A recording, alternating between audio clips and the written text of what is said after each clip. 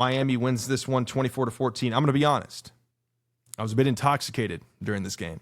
And so my number one thing for Miami is run the damn ball, right? Holy smokes, they've ran it down A&M's throat, they've ran it down Ohio State's throat. Who would have thought? And now look, this is a phenomenal Mario Cristobal has done a phenomenal job coaching. He's outcoached 2 different coaches already. He outcoached Ryan Day. Sorry, I had like 7 names in my head. I had Matt Patricia first. Ryan Day / Matt Patricia on Ohio State. He outcoached Mike Elko and Colin Klein. Like, dude, Cristobal has, what he has done is said, we know that, he's probably not saying this to Carson Beck, but he's saying we know that Carson Beck in big-time scenarios kind of collapses like we saw against SMU, like we saw against Louisville on a Friday night. And from that, we're going to limit Carson Beck, and we're going to control the time of possession. We're going to pursue the run game. And then you flip sides to the Ohio State offense. I said at some point, Julian Sayin is going to have to win the football game for Ohio State, where he can't rely on the defense to win it. He can't rely on his running game or Jeremiah Smith to take a screen 75 yards to the house. He can't rely on that. At some point, he's going to have to be the difference maker and win Ohio State a football game. That was another game where Julian Sayin had to go out and win them the football game. It didn't happen there either. And it's his first year starting. I'm not trying to cut him down into pieces, but I was correct. Again, this was the game where you're down and Julian Sayin had to be the difference maker.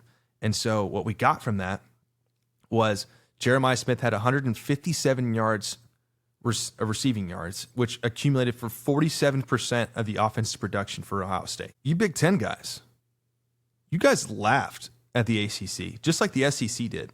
You guys bashed the ACC for being terrible.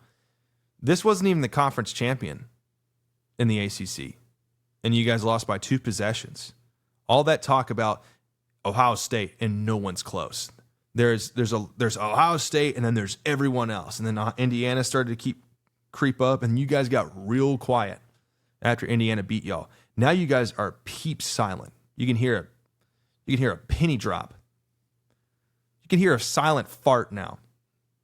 Ohio State, back-to-back losses to end the year versus an ACC team who you guys won.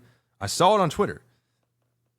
You guys said they shouldn't be in the playoffs, that you should be putting Notre Dame in or something like that. You guys didn't want Miami in the playoffs.